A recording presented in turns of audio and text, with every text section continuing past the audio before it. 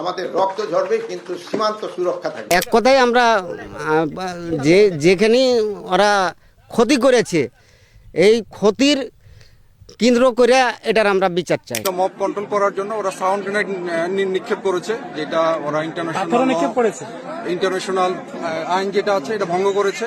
তো এই ব্যাপারে আমি আমার মহাপরিচালককে বিস্তারিত ঘটনা বর্ণনা করেছি এবং আমি আশা করি আমাদের বিজিবি হেডকোয়ার্টার এবং বিএসএফ হেডকোয়ার্টারের উচ্চ পর্যায়ে তারা একটা আলোচনা করবেন। ওখানে অনেক সময় হচ্ছে যে ওরা হয়তো একটু সেদিক করলেও আমরা ওরকম কোনো সময় প্রতিবাদ করি নাই। বাট এখন আমরা আমাদের যতটুকু অধিকার আমরা ওই অধিকারটা চাচ্ছি। আমাদের যেটা আইন মতো যেটুকু আমাদের পাওনা আমরা ওটুকু চাচ্ছি। যেমন 150 গজের ওই থেকে তাদের কাটাতারে বেড়া করতে পারে, আমরা ওটুকুই চাচ্ছি। আমরা এখানে কোনো রকমের ছাড় দিতে চাচ্ছি না। আগে হয়তো দুই একটা জায়গায় একটু ছাড় দেওয়া হয়েছে, এখন ওই ছাড় দেওয়াটা হচ্ছে না। দেখি আমরা চাই উভয় দেশের জন্যই শান্তি, উভয় দেশের সীমান্ত এলাকার মানুষ যেন সুখে বসবাস করতে পারে, ফসলি জমি ক্ষেত আবাদ চাষাবাদ করতে পারে, এই ধরনের একটা সমাধান। সীমান্তের এই সাইডে কেউ কোনো দিনই আসতে পারবে না। আমরা যতদিন বেঁচে থাকি আমাদের রক্ত ঝরবে কিন্তু সীমান্ত সুরক্ষা থাকবে।